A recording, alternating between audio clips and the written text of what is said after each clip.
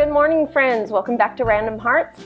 Today we are going to do a couple of sewing projects. I have a basket in my office that I have been storing projects for the last several years. I do not pull my sewing machine out very often, and when I do, I like to do it in large batches like this. So today I am going to be making several projects that have been on the back burner for many years now. And I'm also doing this because I think I am going to be selling my sewing machine. I do not pull my sewing machine out nearly enough, and every time I go to sew or do a project like this, I find that I have to read the manual and reacquaint myself with how to thread and get the bobbin set up and all of that. And I'm just not a sewer. I have a fantasy self that would like to be someone who sews, but I have never really gotten into the hobby. I do have the sewing machine. I've had it for about 15 years now. It's in great shape and it works wonderfully when I do need it. But like I said, I've got lots of projects right now and I would like to get it through as many of these projects as possible today. So let's just get started. My hope with this video is that you will find some projects in your own home that you need to work on and work alongside me. This morning I put this pot holder together. Literally all I needed to do was attach a ribbon to it so that we could hang it from the play kitchen. And once I got my sewing machine threaded up, it took seconds to put it together. I am now working on a tablecloth for our camper. This is going to help protect the butcher block that we replaced on that camper table a couple years ago. We decided not to seal the butcher block, and this is necessary, especially when we're around food and things that could damage it, to protect it. The next project I'm working on requires me to cut apart a twin flat sheet. This is from a set that I purchased for our shed. This is for the daybed that we custom built out there. I didn't need the flat sheet, but because we have a daybed out there, we do need two standardized pillowcases for the back wall, and most twin sets only come with one. So luckily, the hem that is at the top of this flat sheet is identical to the hem that is on the pillowcase. I just made sure that I had plenty of seam allowance, double checked my measurements a couple of times, and then cut that apart. I find that most of my sewing projects require an iron more than they do a sewing machine. This is a lot of where the prep happens, where you get all the measurements and make sure everything is perfect before you actually get it on the machine. Now, this piece of fabric was washed. I do wash every fabric piece that I sew, and that is to make sure I have no sizing in it, make sure it's all clean. And when you are washing for the first time, you do not want to use any fabric softener. That will affect your sewing project. You can see I've got this inside out. I've got the hem at the right there, and I am just making sure that I've got the exact same measurements as my sample, which is the other pillowcase that came in the manufacturer's set. I'm using that as a sample for me so that I can have the exact measurements and the exact same size. I want these to be a matching pair as much as possible. Even though I am having to do this myself, I want it to look as professional as I can. I am just adding some pins right here. You can see that I'm trying to give myself a seam allowance so that this will stay together when it is laundered. And that is all there is to it. I'm going to double check all of my measurements several times. Once you get this under the sewing machine, you do not want to be measuring like this. You want to make sure that you've got your project perfectly set up before you get to the sewing machine. You can see that I am taking off some of the raw edges here. That is just to make sure that I've got a squared off piece. When I cut on a floor like I did earlier, there is always room for error with a straight cut. So I'm just squaring that off, making sure everything is good to go, and then we're headed to the sewing machine. So I was not kidding when I said I need to consult my owner's manual literally every time I sit down to this machine. There are simple instructions on the outside of the machine itself, but in order to make sure that I'm doing everything absolutely correct, I always make sure I'm looking at the owner's manual. Now, threading needles has become quite an issue in the last several years, and I think that is part of my reason why I don't really enjoy sewing. I got rid of my counted cross stitch a few years ago for that very same reason. It was just getting too difficult for me to see what I was doing, and I just didn't enjoy it anymore.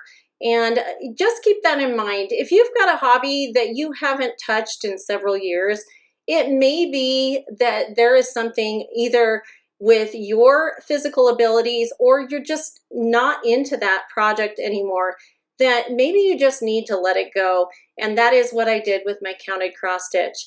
Now this is a pretty simple, straightforward stitch, just straight stitching. On the corner here, I just lifted my pressure foot and continued around the bottom. And then I'm gonna go ahead and finish that off and get that turned right side out.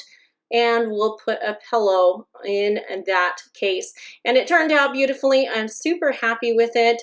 No issues at all. It looks quite professional. The only thing that I think I could have maybe done better is the corners are a little thick. I could have maybe tapered those a little and cut out some of that excess so it wasn't quite so bunchy on the corner. But other than that, I think it turned out lovely. I'm very happy with it, and the pillowcase, or the pillow that we put into it, looks beautiful. And when I put them side by side with the one that the manufacturer made, I can barely tell the difference. So really happy with that, and what a good way to use up a sheet we were not going to use in the first place. The next project I'm working on also involves that same flat sheet that we worked with for the pillowcase. I am going to be making a faux bed skirt for that same bed out in the shed. You'll see in a minute what I'm talking about, but basically I'm making two panels that will act kind of like a curtain. They are going to be attached to the bed with tension rods, and there is a split in the middle. You'll see in a minute how that works. But as I am cutting this, I am not really thinking about how this is being attached. I have all of my seam allowances. I adjusted for the height and made sure that I had the correct drop. And then as I'm ironing it here and getting all of my seams prepped and ready, I will soon discover that I do not have the proper length because I did not account for the fold over to make that pocket rod. And luckily I have plenty of fabric left because here we go, round two. I am so thankful that I did not cut two panels the first time.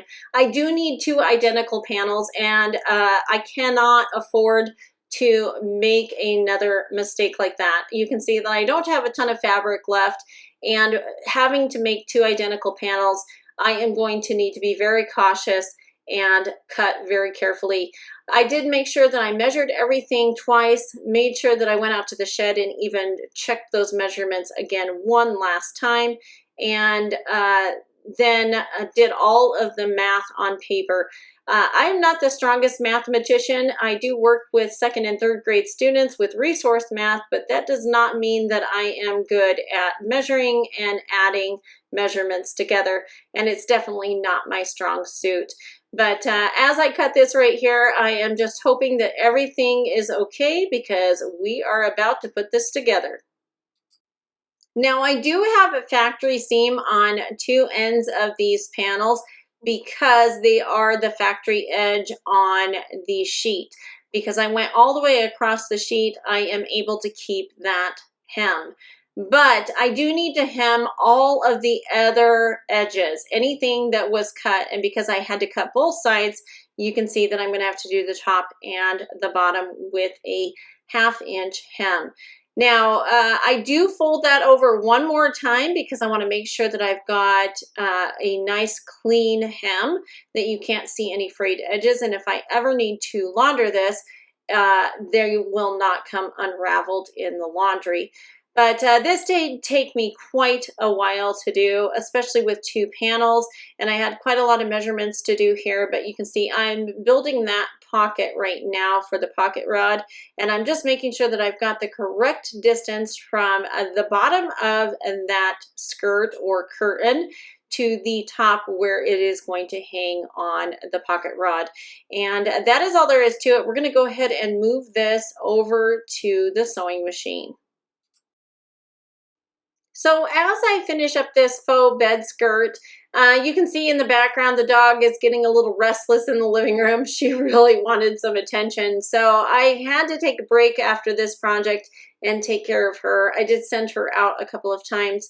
But these panels took me about 15 minutes each to sew up, and that is because I'm not really stressed about anything at this point. I've got all my measurements, I know exactly what I need to do, and I just need to sew. So this was pretty quick going, and I had some beautiful seams on this. I did check them several times, and of course I left that open end for the pocket. So that that rod can slip into those, and it just turned out beautifully. I'm super happy with how this looks. You'll see here in a minute we're going to put that on the bed, and I'll show you how that actually turned out. I am now out in the shed, and you can kind of see a sneak peek of what this bed looks like. We do end up moving it to a different wall in the shed, but for right now it is on this side. And I am just using some tension rods. They're very thin tension rods, and the way we built this is they can hide behind the structural support, and they basically hide all the storage underneath this storage bed. But they match the sheet set so that it all looks cohesive and it looks like it was meant to be that way. And I love the way it looks. I love how it is hiding all of the stuff that is under the bed, but still looks like an actual bed. And I'm just fluffing up that skirt here and making it look good. I am so happy with how this turned out. It just looks very professional. I love the way it looks. And I was able to take one flat sheet and make an extra pillowcase and a bed skirt for this bed. This next project is using a piece of fabric that I purchased about 3 years ago, and this was honestly the inspiration for the color scheme in the shed. Again, this is going to go in the shed, and it is going to be a covering to hide some storage and some access underneath a cabinet countertop combo. Now, the cabinets for this have not been built yet, and as of recording this, my husband was building them. But as I am doing the voiceover here, my husband actually hurt himself while building these cabinets. He was lifting a piece of plywood and tore his bicep. And unfortunately, he is unable to lift anything over 10 pounds, so that has kind of come to a screeching halt. He has surgery for that in the next week, and we are hoping that he has a speedy recovery.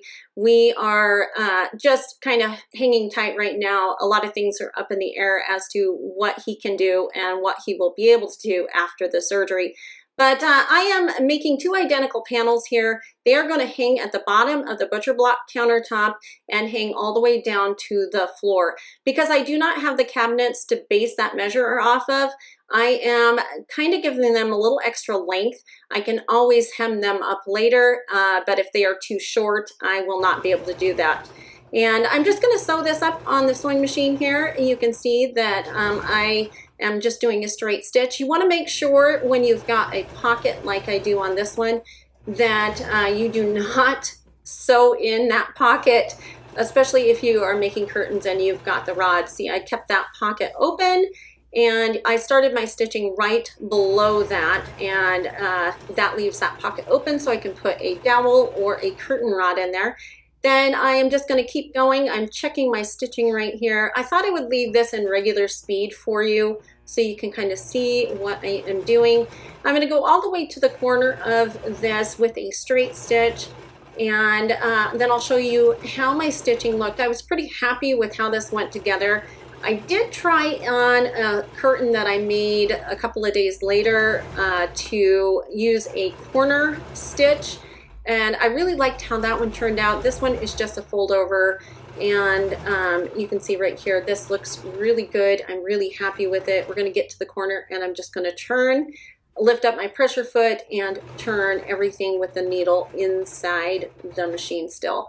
But I was really happy with how this turned out, and I'm just hoping that everything fits in the space that we're looking at for these cabinets. It is really hard when you don't have the physical cabinet to work with, but we do have all of our measurements and our plans, and hopefully we'll pretty much stick to those when we go to put the cabinets together. And I don't know when that will happen, but hopefully that will be sooner rather than later. We just are so up in the air right now with what is going to happen with my husband and his surgery. And shortly after his surgery on his arm, I have surgery on my mouth. So it's going to be a tough couple of months till the end of the year, and hopefully everything goes well for both of us. But I'm just going to finish up this panel here, and then we'll get ready to end the video. Well, friends, I need to call it quits for right now. I need to start on some dinner, and it is getting pretty late. I am losing a lot of my natural light in the house. In fact, I did not record the ironing process for the last curtains I was working on because I didn't have good lighting. And that is just going to get worse as the night progresses. It also takes quite a lot of effort for me to move the camera, change positions, and I do have lights I could set up, but that would be a lot more work. So I got a lot done today. I was actually pretty impressed that I got as much as I did get done. The curtains that I'm working on right now, I was not planning on showing that final setup anyway. Those go on a cabinet that is not quite finished. My husband is working on that, and then I will start painting that sometime this week. But we have not installed that yet out in the shed, and I wasn't going to put the curtains up yet. I do know the dimensions. We have measured all of that and put it on graph paper, so I know what I'm needing for that. But you'll just have to wait and see this shed tour to see those completed. I do have 2 more things I want to do, and I may do those tomorrow. I might just leave this sewing machine set up and do those tomorrow. They're going to be pretty quick projects. They are 2 sets of curtains for the shed, and I will be using the same material that I was using for the cabinet curtains that I'm working on currently. But I'm going to go ahead and finish up that last panel, and then I'm going to call it quits for the night, make some dinner, and enjoy the evening. So I hope that this has been a helpful video for you. I hope that you worked alongside me, finished some projects that you've been putting off. I know that I myself was very embarrassed to see how short of a time it took me to put that little ribbon on the hot pad holder for the play kitchen. That was ridiculously short, and I should have just done it months ago. But it always feels that way. You've got this pile of projects. They feel overwhelming. Then when you get into the project, you begin to see that it wasn't quite as much as you thought, or it wasn't going to take as long as you thought it was. I knew this was probably going to take me an entire day and some of another day, and it is going to. But I hope that if you've liked this video, give it a thumbs up. If you have any questions or comments about what I was doing today, let me know in the comment section down below. If you haven't subscribed to the channel, please consider subscribing, and please go along and see what things in your house are your fantasy self and really aren't serving any purpose for you anymore. And do as I have and finish those projects and then get rid of the item that is causing you so much headache. So I hope you're having a lovely day wherever you are, and we'll talk to you soon. Bye!